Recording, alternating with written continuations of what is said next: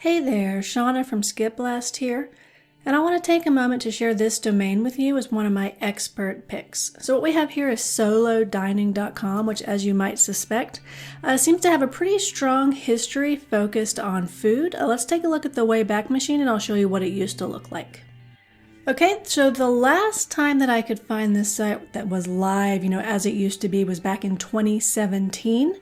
As you can see here in the Wayback Machine, what this site used to focus on was helping people out and kind of giving them tips whenever, someone had to go and eat alone, specifically out at restaurants, right? So that was what it focused on, finding places to go where it was cool, to eat alone, as well as giving people tips who maybe weren't too comfortable on doing that.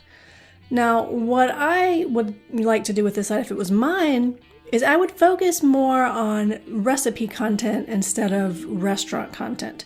So when I think of this domain, what I'm thinking about is, people who are looking for recipes that make just enough for one person, because I suspect a lot of people who live alone have the problem where they find a great recipe online, they go to make it, but it's actually designed for, a family of 4 and they don't want that amount of leftovers. So that's what I would think, right? But before I would purchase this domain, I'd want to check the backlink profile. So let's pop on over and see how that looks. Okay, here in Ahrefs, I've got the domains pulled up here that are the backlinks. I've got them sorted by the highest authority to the lowest. And what we can see here is that this domain actually has a pretty great looking backlink profile. We've got a lot of high authority newspaper type websites pointed back at it. New York Times, Huffington Post, BuzzFeed, Globe and Mail, Gothamist.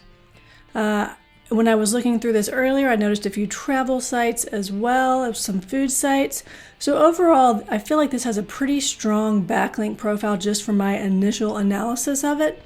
So with that in mind, I do think it would be great for turning into a site focused on recipe content towards the solo cook.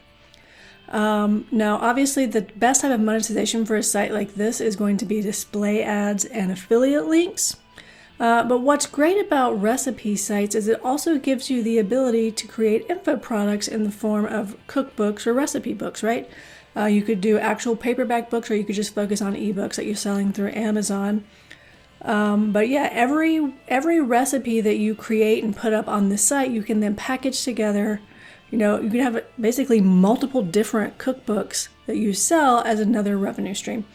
I think you could also probably create a community, either just in a free Facebook group or something that maybe you do paid or on a freemium type basis, to kind of help give you another way to reach your audience without needing to rely on just that Google organic search traffic.